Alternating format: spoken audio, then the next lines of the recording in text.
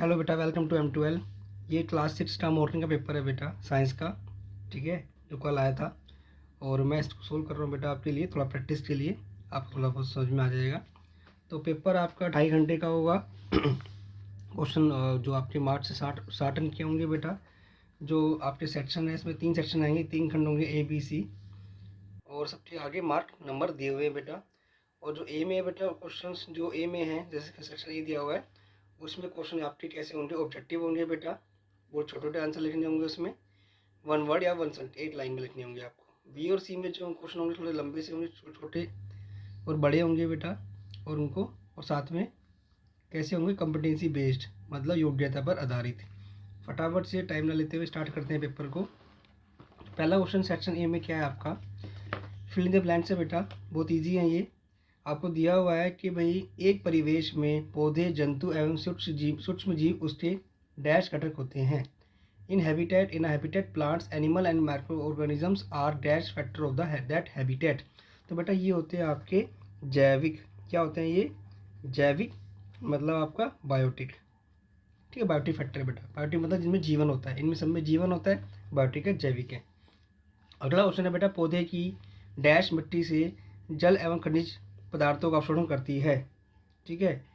Dash of a plant absorb water and minerals from the soil. तो क्या पानी कौन लेता है बेटा नीचे से? प्लांट का रूट्स। क्या लेती है? रूट्स। इसका आंसर है बेटा जड़ें। ठीक है, हिंदी में जड़ें बोलेंगे इसको। अगला क्वेश्चन देख लेते हैं बेटा, वे रोग जो लंबी अवधि तक पोषकों के अभाव के कारण होते हैं उन्हें डैश कहते हैं। The disease which are caused due to lack of nutrients our diet are long period of time. तो बेटा जो जो क्या होता है कि भाई बहुत हम कुछ खाने में कमी हो जाती है हमारी, हम जो पोषक तत्व है अगर हम नहीं लेते हैं, उनसे हमें बीमारी हो जाती हैं। तो उसे हम बोलते हैं डेफिशिएंसी। क्या बोलते हैं बेटा? डेफिशिएंसी। ठीक है बेटा, क्या बोलते हैं उनको? हम बोलते हैं डेफिशिएंसी। हिंदी में से बोलते हैं अभावजन्य। क्या बोलते हैं हिंदी में इनको? अभावजन्य रोग। ठीक है, जिनसे जो अभाव के कारण हमें हो जाते हैं। हाँ बेटा, अगला क्वेश्चन क्या चौथा, आपको जिन पदार्थों से होकर विद्युत धारा प्रवाहित हो सकती है वे डैश कहलाते हैं। The material that allow electric current to pass through them are called, बेटा ये होते हैं कंडक्टर्स। क्या होते हैं? कंडक्टर्स। जो अपने में से पास होने देते हैं धारा को, इन्हें बोलते हैं हम सुचालक। क्या बोलते हैं इनको? हम सुचालक। ठीक है, अगला सही गलत चुनना है बेटा आपको। अब इनमें से अपारदर्शी वस्तुएं प्रकाश को अपने अंदर से होकर गुजरने देती हैं। Opaque objects allow light to pass through them. बेटा ये है गलत। क्यों?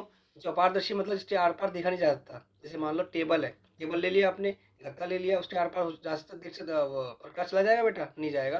तो फॉल्स है ये, गलत। अगला, सभी सजीव श्वसन करते हैं। जितने भी बेटा जो जीव हैं जिनमें जान है वो श्वसन करते हैं। बिल्कुल सही। All living organism to do respiration. True है बेटा ये। ठीक है, सभी को सभी रेस्पिरेशन करते हैं बेटा। अगला, माचिस की तिल्ली विद्युत रोधी वस्तु है। सही या गलत? मैच स्टिक, मैच स्टिक जो होता है आपका is insulator of electric current. True बेटा ये सही है। वो उचालक होती है, विद्युत रोधी होती है। कौन? Match stick. इलेक्ट्रिक, उसमें लकड़ी होती है बेटा। ठीक है। केवल चावल खाने से हमारे शरीर को संतुलित आहार मिल सकता है। सही है गलत? एकदम गलत है बेटा। Biting rice alone we can obtain balance diet for our body. एकदम गलत। बस चावल खाने से बेटा हमारा गुजारा नहीं हो पाएगा, संतुलित आहार हमें नहीं मिलेगा, बैलेंस डाइट नहीं मिलेगी। अगला जो आपका क्वेश्चन है बेटा, वो है आपका, मैटर कौन से प्रकार के आवास से पाया जाता है? In which type of habitat is frog found. तो बेटा कौन सा में पाया जाता है वो? पौंड, तालाब में पाया जाता है वो, तालाब में। और एक्वेटिक बोलते हैं इसको हम, एक्वेटिक, जलीय।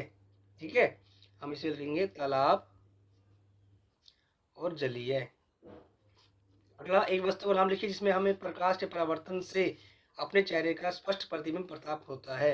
Right name of an object by which we can obtain clear image of our face after reflection of light.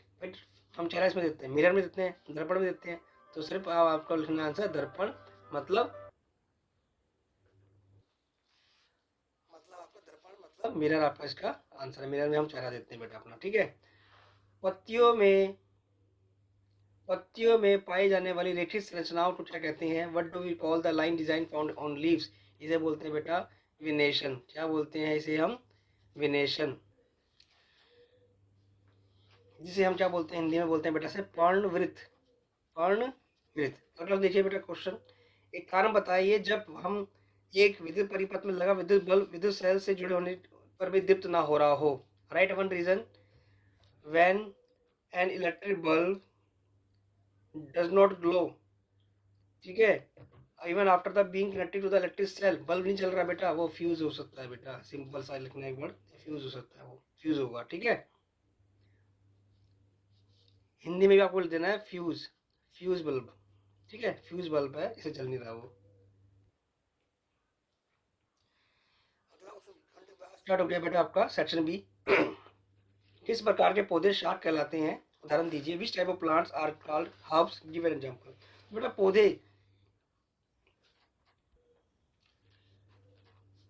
पौधे जो होते हैं जिनके स्टेम मतलब तने तने सॉफ्ट हो और ग्रीन हो।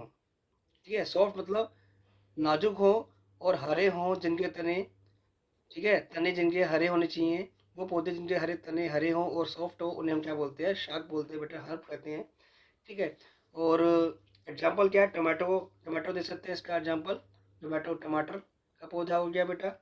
ठीक है, और आपका गेहूँ ले दीजिए, गेहूँ का पौधा बेटा। ठीक है, गेहूँ मतलब वीट और टमाटर। ठीक है, अगला option, write to difference between living and non living. सजीव और निर्जीव में दो अंतर लिखिए बेटा। बहुत ईजी है। तो भाई पहला तो आप ये लिख सकते हैं, मैंने बोल सजीव और निर्जीव। तो भाई ये तो जो सजीव होते हैं ये चल सकते हैं, ये वॉक, ये चल नहीं सकते, नहीं चल सकते बेटा, नहीं। ठीक है, उसके बाद दूसरा रीज़न क्या दे सकते हो आप इसका कि भाई ये खाते पीते भी है, इन्हें फूड चाहिए खाने के लिए, इन्हें कुछ नहीं चाहिए बेटा। ठीक है, बहुत ईजी था, लिख दिया आपने। उसके बाद जीवों को आवास किसे कहते हैं? What is a habitat of organism? भाई जिसमें आवास इसे कहते हैं जहाँ पर आपको खाना और रहने की जगह मिलती है, रहने की जगह। तो इंग्लिश में क्या बोलेंगे बेटा इसको हम? जिस हैबिटेट क्या बोलते हैं उसे बोलेंगे जहाँ where where organisms get food and shelter. जो उसे फूड और शेल्टर दोनों मिलते हैं बेटा, उसे बोलते हैं हैबिटेट। हमारे शरीर में मोटापे का एक कारण लिखिए। ठीक है, तो मोटापे का कारण मतलब write one reason of obesity in our body. तो भाई ज़्यादा खाना, ज़्यादा तला हुआ खाना। ठीक है, ऑयली फूड खाना बेटा, ऑयली फूड, ईट ऑयली फूड, इसलिए ज़्यादा खाना है उसे बोलते हैं हम, मोटा हो जाता है इंसान। दीप्त पिंड जिन्हें कहते हैं, कोई एक उदाहरण लिखिए। What are luminous objects? Write any one example. तो भाई आपका जिनके पास अपनी लाइट होती है, ठीक है ना, लाइट जो अपनी प्रकाश प्रकाश को, ठीक है, निकालते हैं, उन्हें हम क्या बोलते हैं? दीप्त पिंड। अब इंग्लिश में क्या बोलेंगे बेटा? Which objects which emit light, emit light. ठीक है, एग्जाम्पल क्या है इसका? तो भाई इसका एग्जाम्पल होगा आपका सन। सन आपका एग्जाम्पल, राइट, लाइट लाइट देते हैं ना बेटा, इसलिए। क्या हम अंधेरे के कमरे में किसी वस्तु की छाया बना सकते हैं? अपने उत्तर का एक कारण बताएं। Can we make shadow of object in dark room? Write one reason of your answer. तो भाई नहीं बना सकते आप अंधेरे में कभी भी आप परछाई, छाया, शैडो, नो, नहीं बना सकते। ठीक है, क्यों भाई? क्योंकि वहां पर परावर्तन नहीं हो सकता। परावर्तन मतलब रिफ्लेक्शन नहीं हो पाएगा बेटा। ठीक है, लाइट का, प्रकाश का परावर्तन नहीं होगा। ठीक है, not happen, reflection is not happen. Light तो वहाँ पे है ही नहीं, रिफ्लेक्शन नहीं हो पाएगा और उससे इमेज छाया नहीं बनेगी बेटा। ठीक है, अगला क्वेश्चन, विद्युत उपकरणों का उपयोग करते समय हमें सावधानी क्यों रखनी चाहिए? Why should we keep precautions while using electric appliances? भाई बिजली की जो चीज़ें होती है ना ढंग से यूज़ करना चाहिए, ढंग से सावधानी से। क्यों? नहीं तो इलेक्ट्रिक शॉक लगेगा बेटा, झटका लगेगा, या पता ना, ये तो पता ही है आपको, ठीक है ना, करंट लग जाएगा, झटका लगेगा, जिसे हम क्या बोलते हैं, शॉक, झटका लगेगा, पहली बात, ठीक है ना। और दूसरा, क्योंकि हमारी जो शरीर है बेटा, हमारा शरीर जो है ऊष्मा का सुचालक है, सुचालक, जो बॉडी है हमारी, गुड कंडक्टर ऑफ इलेक्ट्रिसिटी, ठीक है। तो भाई अगर हमें भी झटका लगेगा, अगर हमने यूज़ किया तो झटके से बचने के लिए हमें उसे सावधानी से यूज़ करना चाहिए बेटा ना। आप क्या लिखोगे इंग्लिश में, से लिखोगे body is good conductor of electricity, इसलिए उस झटके से बचने के लिए हम इसका यूज़ करते हैं बेटा। अगला ऑप्शन देख लेते हैं फटाफट से। दो जीवों के नाम लिखिए जो प्रजनन अंडे देकर करते हैं और प्रजनन शिशु को जन्म देकर करते हैं बेटा। Write the name of two organism of each reproduce by laying egg और reproducing by giving birth to their young ones. तो भाई जल्दी बता दो। सॉरी बेटा, मैं खुद बता रहा हूँ, मैं चीज़ लिखूंगा। अंडे कौन देता है? सीधी सी बात है, एग कौन देता है बेटा? एग कौन देता है? आपको पता है, आपका बर्ड्स। अंडा खाते हो आप? बर्ड्स और स्नेक, जो सांप होते हैं, जो पक्षी होते हैं बेटा, वो अंडे देते हैं। और जो शिशु को कौन देता है बेटा, जन्म बच्चों को? सीधा डॉग और ह्यूमंस, ये आपका क्या है, बच्चों को जन्म देते हैं सीधा बेटा। ठीक है, अगला ऑप्शन करते हैं फटाफट से हम। निम्नलिखित तालिका ABC के स्थान पर सही शब्द पूर्ण कीजिए। ये लगाना है बेटा आपको, इंग्लिश में भी सेम मैसेज दिया होगा। प्रोटीन पूछा हुआ है, प्रोटीन भोजन का घटक है बेटा। किससे मिलता है प्रोटीन हमें, ये बताएंगे आप हमें? ये आपको पता है बेटा, ये हमें मिलता है बेटा चने से मिलता है, चना खा लो आप, और आप मांस खा सकते हैं बेटा। और क्या बनता है इससे? मांसपेशी कमजोरी नहीं होती इससे हमें, ठीक है। कमी, कमी लिखा हुआ है, घटक की कमी से होने वाली रोग, मतलब अगर आप ये नहीं खाएंगे प्रोटीन तो क्या हो जाएगा, मांसपेशी कमजोर पड़ जाएंगी बेटा, ठीक है। इंग्लिश में बेटा सेम यही होगा। चावल आलू से हमें क्या मिलता है? शरीर में ऊर्जा की कमी नहीं होगी अगर ये खाएंगे तो हम। तो बेटा ये होते हैं आपके कार्बोहाइड्रेट्स। क्या होते हैं? कार्बोहाइड्रेट्स, ठीक है। इंग्लिश में बेटा कार्बोहाइड्रेट लिख लेंगे आप, कार्बोहाइड्रेट्स। और चना भी लिख लेंगे आप, चना को चना लिख लेंगे बेटा आप, या ग्राम लिख लेंगे, चना को ग्राम भी बोलते हैं, मांस को बोलते हैं मीट। सी, विटामिन ए किससे मिलता है हमें?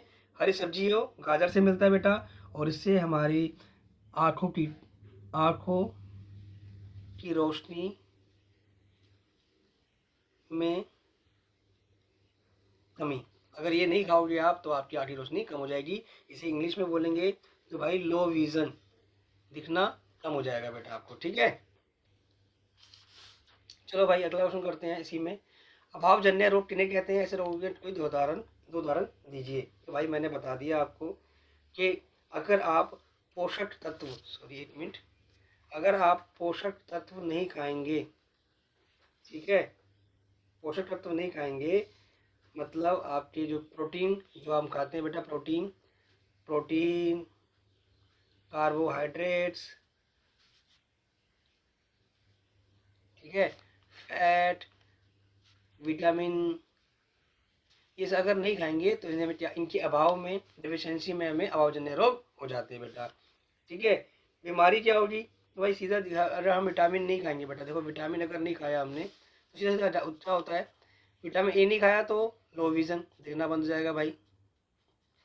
दूसरा आपका स्कर्वी, विटामिन सी नहीं खाएंगे तो आप क्या हो जाएगा, स्कर्वी, दांत खराब हो जाएंगे बेटा, ठीक है।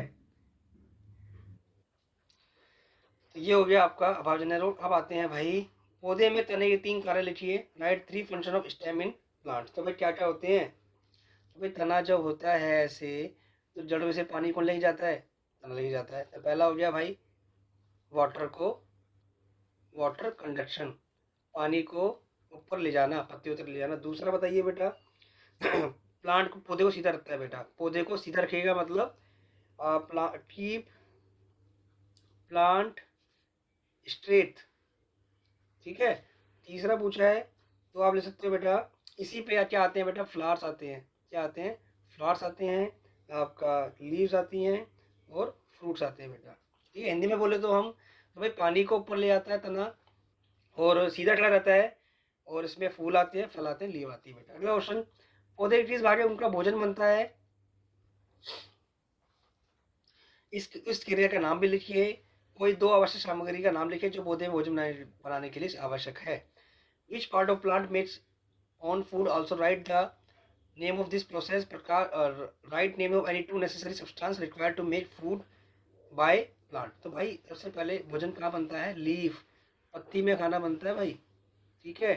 दूसरी चीज क्रिया क्या बोलते हैं? इसको बोलते हैं प्रकाश संश्लेषण। संश्लेषण मतलब आपका फोटोसिंथेसिस। उसके बाद दो चीज़ें खाने बनाने के लिए क्या चाहिए होता है उनको बेटा? एक तो जल चाहिए होता है H2O, एक CO2 कार्बन डाइऑक्साइड, ये 2 चीज़ लिख लेना बेटा, ठीक है।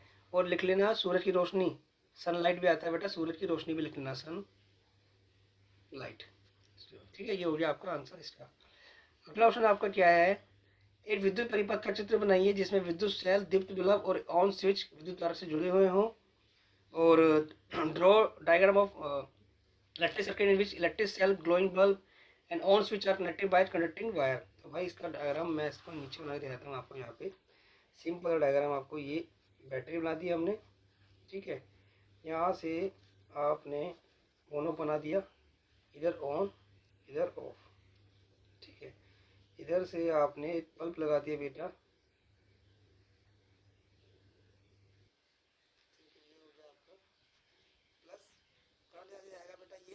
जल जाएगा, ठीक है। ये ऐसे जल जाएगा। ये ऑन ऑफ का बल्ब आपने दिखा दिया, ये माइनस टर्मिनल है बेटा बैटरी का, और इस तरह से आप बल्ब जल जाएगा। तो इसलिए आप बना दोगे इसको, ठीक है। उसके बाद अगला क्वेश्चन दिया हुआ है नीचे, बेटा मैं हिंदी में पढ़ रहा हूँ, क्योंकि क्वेश्चन अगले पेज पे इंग्लिश में है। नीचे दी गई ए और बी की स्थिति में किस में ज़्यादा प्रकाश पाइप के दूसरे सिरे पर देखा जाता है? पाइप के दूसरे सिरे पर ज़्यादा प्रकाश दिखने का कारण क्या हो सकता है? पर देखिए पहली बात तो ये है, जब आप देखेंगे तो आप सीधा आप यहाँ पे अच्छे से देख सकते हैं, ठीक है। प्रकाश कहाँ दिखेगा आपको अच्छे से? इसमें दिखेगा बेटा बी वाला, ठीक है। बी वाले में ज़्यादा आपको प्रकाश दिखाई देगा, ठीक है, लाइट दिखाई देगी, मोर लाइट। दूसरा क्यों, कारण क्या है बेटा? क्योंकि जो आपका प्रकाश होता है वो सीधी रेखा में गमन करता है बेटा। गमन करता है मतलब चलता है। मैंने बताया था आपको, light travels in straight line, ठीक है बेटा। ये क्वेश्चन नंबर 11 हो गया है। बेटा मैं आपको अभी कर लेते हैं दृष्टिबाधित छात्रों के लिए, ये भी कर लेते हैं बेटा, क्या पता ये क्वेश्चन पेपर में आ जाए। प्रकाश खंडों का पथ गमन कैसा होता है? तो भाई सीधा। कैसा होता है? सीधा। मैं यहाँ पे बता दूँ, what is the path of light rays? Straight, सीधा होता है। क्या पारदर्शी वस्तु की सतह से परावर्तन के बाद प्रकाश का रास्ता बदल जाता है? ठीक है। और स्पष्ट कीजिए, does the path light changes on reflection from opaque surface? Yes बेटा ये हो जाता है, ठीक है। और क्यों? क्योंकि परावर्तन की वजह से ये बदल जाएगा, रिफ्लेक्शन की वजह से ये बदल जाता है बेटा, ठीक है। अगला ऑप्शन देख लेते हैं हम। भाई ये तो आपको खुद बनाना पड़ेगा, आपको ये आपको बनाना पड़ेगा कि भाई फ्लावर का डायग्राम आपको आना चाहिए, ठीक है ना। इस तरह से बनता है बेटा फ्लावर का डायग्राम, ठीक है। इस तरह से बना देना फ्लावर का। तो इसमें एंथर होते हैं, तंतु होते हैं, ठीक है। फिलामेंट और तंतु सॉरी ये होता है बेटा, ये परागकोश होता है। ये आपका वर्तिका होता है, ये वर्तिकाग्र, ये वर्तिका, ठीक है।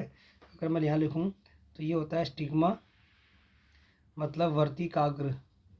आपकी बुक में दिया हुआ है बेटा, मैं आपको बता देता हूँ। ये नहीं लिखना आपको, और ये रखना है कि ये आपका स्त्री केसर होता है, स्त्री केसर है बेटा ये, ठीक है। और पंखुड़ी होती है स्त्री। और ये आपका होता है पुंकेसर, ठीक है। स्टेमन, स्टेमन होते हैं बेटा ये। उसके बाद ये आपको बना लेना है, ठीक है। ये आपकी बुक में 7 चैप्टर मिल जाएगा आपको, 7.22 डायग्राम है आपका, ठीक है। अगला बेटा आपसे पूछा हुआ है, एक पौधे चित्र में जिसमें सीधा तना हो, मुसला जड़ हो, जालेगा रूपी सीरा विन्यास वाली पत्तियां हो, खिला हुआ एक पुष्प हो, ड्रॉयड प्लांट डायग्राम विच है stay stem, tap root, leaf venation और ब्लूम्ड फ्लावर, ठीक है। तो बेटा ये भी आपको मैं बताऊँ आपको, जो पूरा पूरा पौधे का वो दिया हुआ डायग्राम दिया हुआ है आपको। तो ये आपको कुछ जो डायग्राम बनाना है आपको, वो है आपका, अगर आप देखें तो ये वाला डायग्राम आपको बनाना है 7.1 पौधे का, ये पूरा डायग्राम आपको बना के बनाना है उसके अंदर क्वेश्चन के अंदर बेटा, ठीक है। 7.1 ये लिख लेगा और बना के देख लेना बेटा इसको, ठीक है। फूल भी बने हुए हैं और इसमें जड़ भी बनी हुई है, टैप रूट जो बताया मैंने आपको, ये डायग्राम बना लेना बेटा, ठीक है। उसके बाद आपका क्वेश्चन ये बेटा, पृथ्वी पर विभिन्न प्रकार के परिवेश पाए जाते हैं। समुद्र, मरुस्थल, वन, बर्फीले पहाड़ जैसे बहुत सारे परिवेशों में भिन्न भिन्न प्रकार के पेड़ पौधे, जंतु, सूक्ष्म जीव रहते हैं। सभी जीव परिवेश के अनुसार अनुकूलन करके आवास में रह सकते हैं। इन परिवेशों की विविधताओं और जीवों में पाई जाने वाली विभिन्नताओं को देख के हम कह सकते हैं कि जीव सुंदर है, ठीक है। एक बार मैं हिंदी में इंग्लिश में पढ़ रहा हूँ। There are different kinds of surrounding on the earth, sea, deserts, forest, snow, mountain are few surrounding were different kind of plants, animals and microorganisms live together. All organisms adapt to live in their habitat. Differences in surrounding and different kinds of adaptation surrounding living organism make us say that life is beautiful. तो पहला option क्या है बेटा, which of the following surrounding is not a terrestrial habitat. कौन सा इसमें से, अगर मैं हिंदी में भी बोलूँ कि इनमें से कौन सा स्थलीय आवास नहीं है। स्थलीय आप समझ में आ जाएगा आपको, स्थल मतलब स्थल पे, जमीन पे नहीं है। कौन सा जमीन पे नहीं होता, पर्वतीय क्षेत्र, घास स्थल, तालाब या मरुस्थल। तालाब, तालाब धरती पे नहीं होता है बेटा, धरती पे तो बना हुआ है लेकिन वो प्रॉपर वो पहले पानी होता है, पानी के अंदर चीज जीव होते हैं, ठीक है। तो इसका आंसर क्या है, पॉन्ड्स। अगला ऑप्शन क्या है बेटा, हिंदी पढ़ता हूँ पहले मैं। सुई जैसे आकार की पत्तियां किस आवास में वृक्षों में पाई जाती हैं। ये पूछ रहा है बेटा, कैसी सुई वाली आकार की पत्तियां कहाँ रहती है, मरुस्थल में, पर्वतीय क्षेत्र में, घास स्थल में, वर्षावन में। बेटा पर्वतीय क्षेत्र में पाई जाती हैं, ये कहाँ पाई जाती हैं, मैं इसमें हिंदी में बता रहा हूँ बेटा, हिंदी में देख लेना आप। पर्वतीय क्षेत्र में पाई जाती हैं, क्योंकि हिंदी में समझना आपके लिए आसान होगा। कि सजीव का वह स्थान जिसमें वह रहता है उसका डैश कहलाता है। सजीव जहाँ रहता है बेटा, क्या दोस्तों हम क्या बोलते हैं, आवास पढ़ा था पीछे हमने अभी, तो क्या बोलते हैं उसको, आवास कहते हैं जहाँ वो रहता है। देखो इंग्लिश में जिसको नहीं समझ रहा इंग्लिश में पढ़ लो। जो यहाँ पे नेडल लाइक लीव्स कहाँ पाई जाती हैं, आपकी माउंटेन रीजन में। Surrounding where organisms live together, जहाँ पे सारे रहते हैं उसे बोलते हैं हैबिटेट बोलते हैं बेटा, ठीक है। अगला question, changes in body structure to live in a surrounding is called. भाई हमारे बॉडी शरीर में, अब देखो हिंदी में पढ़ता हूँ मैं एक बार, किसी परिवेश में रहने के लिए शारीरिक संरचना के ढलने को हम क्या कहते हैं बेटा, अनुकूलन कहते हैं। इसको हम क्या कहते हैं, अनुकूलन, ठीक है। ये आपको उसको इंग्लिश में बोलेंगे एडेप्टेशन बोलते हैं बेटा, ठीक है। अगला ऑप्शन देख लेते हैं फटाफट से हम। पौधे एक जगह से दूसरी जगह नहीं जा सकते, वे मिट्टी से जुड़े होते हैं परंतु उनके बीच लंबी दूरी तक तय कर पाते हैं। कुछ बीज उड़कर तो कुछ बीज पक्षियों और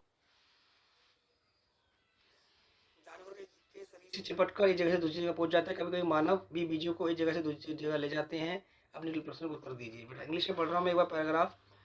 Plants cannot move from one place to another. They are attached to soil, but their seeds can travel from long distance. Some seeds can fly, whereas some seeds stick to the bodies of the birds and animals to move from one place to another. Sometimes women also carry seeds from one place to another. बेटा सीधी सी बात में बोल रहा है कि पौधे तो चल नहीं पाते लेकिन उनके जो बीज होते हैं वो चले जाते हैं, क्योंकि वो तो मिट्टी में जुड़े होते हैं। कभी कोई उड़ के कोई कोई मधुमक्खी मक्खी ले जा रही है उड़ के, कोई पक्षी ले जा रहा है, कोई जानवर ले जा रहा है, कभी इंसान भी ले जाता है। पहला उसने पूछा है बेटा उसने आपसे कि भाई which of this is not a seed, कौन सा इनमें से बीज नहीं है। डेट, खजूर, आलमंड, मस्टर्ड, आपका वीट, ठीक है। ऊपर भी देख सकते हैं हिंदी में एक बार आप, खजूर, बादाम, सरसों और गेहूँ। तो बेटा इसका आंसर है आपका डेट। खजूर जो होता है वो आपका सीड नहीं होता। अगला ऑप्शन देखिए, in which part of plant is seed made, किसमें आपका सीड बीज बनता है, तने में बनता है, जड़ में बनता है, लीव्स में बनता है या फ्लावर में बनता है। तो बेटा वो बनता है फूल में, फूल में आपका बीज बनेगा। अगला ऑप्शन देखिए, new plants arise by dash of seed, ठीक है। तो सीड में से नया पौधा कैसे निकलता है, बीज में से कैसे पौधा निकलेगा बेटा, तो वो निकलता है बेटा जर्मिनेशन से, क्या वो हिंदी में से बोलते हैं अंकुरण। कभी नए पौधे कब निकलते हैं, जब अंकुरण होता है बेटा, ठीक है। अगला ऑप्शन क्या है, इनमें से कौन सा पौधा बीज के बिना नया पौधा बन सकता है, कौन सा बन सकता है भाई इसमें से बीज के बिना, देखा है आपने। तो ये आंसर है गुलाब। गुलाब के पौधे को हम बिना बीज के उगा सकते हैं, उनके कलम डंडी से उगाकर हम कलम उगा लेते हैं बेटा, ठीक है, गुलाब। तो यहाँ पे आंसर हो गया गुलाब। अगला ऑप्शन क्या है बेटा आपका, हाँ पढ़ना पड़ेगा। छुट्टी के दिन अब्दुल अपने पिता के साथ बगीचे में खेलने गया। अब्दुल ने अपने पिता की मदद करने के लिए बगीचे से घास उखाड़नी शुरू करी, परंतु वह सिर्फ ऊपर के हरे पत्ते ही तोड़ पा रहा था। घास की जड़ से निकालने के लिए उसे खुरपी से मिट्टी खोदनी पड़ी। साथ ही पौधे के पास उसने चींटी को झुंड देखा। चींटी एक पंक्ति में चल रही थी। निम्नलिखित उत्तर दीजिए। बेटा मैं इसको हिंदी में पढ़ देता हूँ, ये आप है ना। तो पहली बात तो चींटियाँ किस प्रकार के आवास में रहती हैं? जल में रहती हैं, स्थल में रहती हैं, बर्फीले में रहती हैं, शुष्क में रहती हैं। तो भाई स्थल में रहती हैं। पानी के अंदर नहीं रहती, ना गर्मी में रहती हैं, ना बर्फ़ में रहती हैं, वो रहती हैं स्थल ज़मीन पे। ठीक है, तो इंग्लिश में भी क्या होगा बेटा? टेरेस्ट्रियल। ठीक है, अगला क्वेश्चन है, घास की जड़ें डैश होती है। तो आपसे पूछा गया है कि आपकी घास की जो रूट्स होती हैं, ठीक है, रूट्स ऑफ ग्रास कैसी होती है बेटा? ये होती है फाइब्रस, मतलब रेशेदार। ये कैसे होती है बेटा? रेशेदार होती हैं। ठीक है, dash of plant hold the soil tightly. कौन मिट्टी को पकड़े रखता है? प्लांट का कौन सा पार्ट होता है? तो बेटा वो होती है रूट्स, जड़ें अच्छे से पकड़े रखती हैं। ठीक है, उसके बाद ग्रीन कलर ऑफ ग्रास ऊपर in a grassland is an, जो आपका टिड्डा होता है बेटा, ठीक है, हरे कलर का, तो वो कैसे होता है? कैसे वो करता है अपने आप को? वो क्यों करता है? वो ऐसा क्यों होता है उसके अंदर बेटा? वो होता है उसका एडेप्टेशन, अपने आप को बचने के लिए। क्योंकि वो घास में छिप जाएगा, घास भी हरी होती है, वो भी हरा होता है, तो अपने आप को बचाने के लिए वो इसमें ऐसा उसका कलर एडेप्टेशन के लिए, मतलब अनुकूलन के लिए पाया जाता है। आई होप बेटा आपको समझ में आया होगा अच्छे से, और फटाफट से आपको ये पढ़ लेना है, कर लेना है पेपर से पहले। अच्छी बार 2 बार तो देख ही लेना है बेटा, तो आपको अच्छे से आ जाएगा बेटा। बाकी एग्जाम के लिए ऑल द बेस्ट। ठीक है, पढ़ते रहिए, ऐसे ही आगे बढ़ते रहिए बेटा।